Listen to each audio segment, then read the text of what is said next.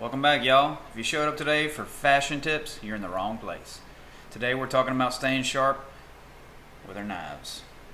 Deer season's over, so I got all my deer hunting knives cleaned up. I need to get them all sharp and ready to go for next season. It's always fishing season, so you like to keep the fillet knives nice and sharp.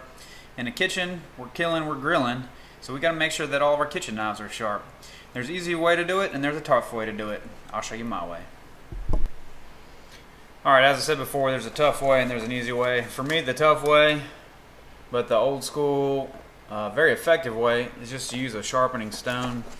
It's always been an art, like a mystery to me on how to keep the edge correct with that. I'm good at a lot of things I put my mind to, but for whatever reason, I've never been able to perfect using a stone. I've frustrated myself time and time again trying. I've always been envious of the guys that had the gift to be able to use a stone and make a blade sharp.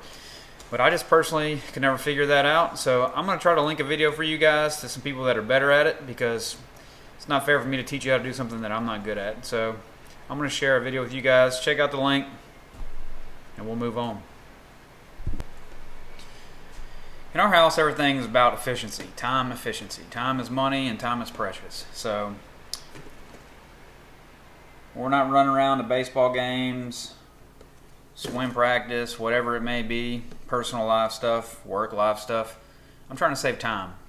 With this Edgecraft, it cost me about 150 bucks, I believe. It's super fast, super efficient, and I'm going to show you how I use it. Alright guys, we're using the Chef's Choice Model E120. It's a 3-stage sharpener, with the first stage being the coarse, the second stage being the medium, and the third stage just being a polisher buffer wheel.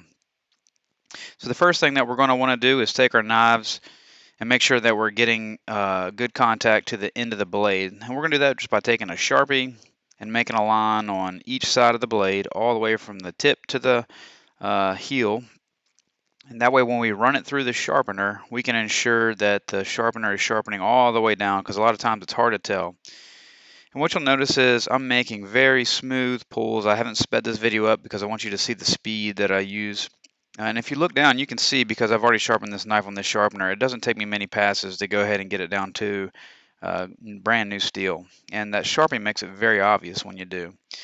We had one spot up top that we wanted to hit a little bit more. You got to make sure that you maneuver the blade to match the angle of the blade. So this one's got a little bit of a curved tip, so we got to curve it.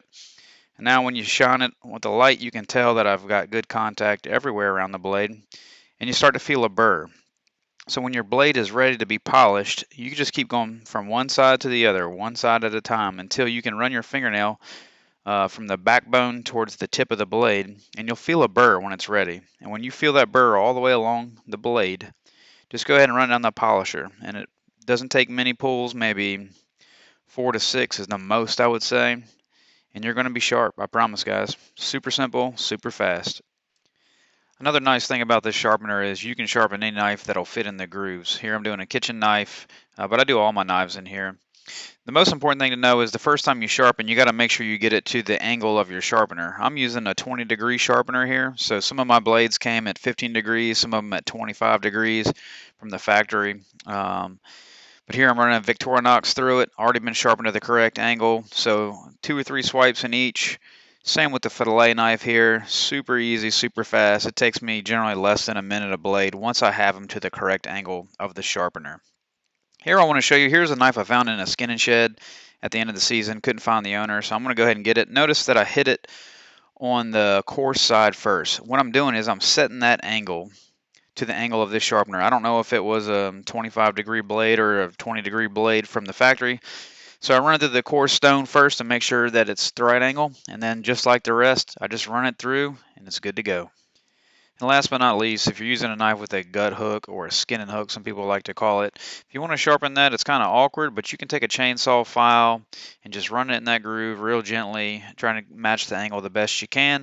You shouldn't have to do this very often because you're just pulling it through the hide, no bones or anything, so it doesn't take much and you're good to go.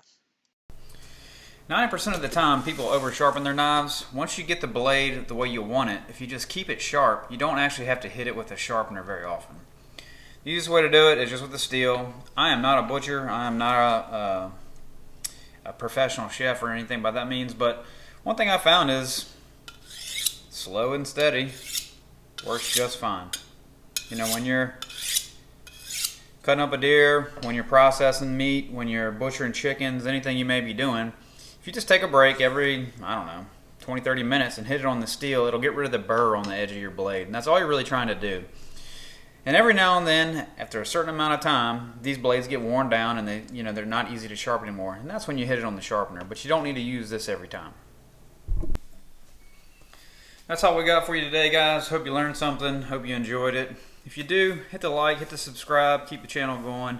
If you guys got other topics you're interested in, just let me know. I'm happy to try something new if I've never done it before. And if I have, I'm happy to share with you any information I have. So, till next time, guys, hope you liked it.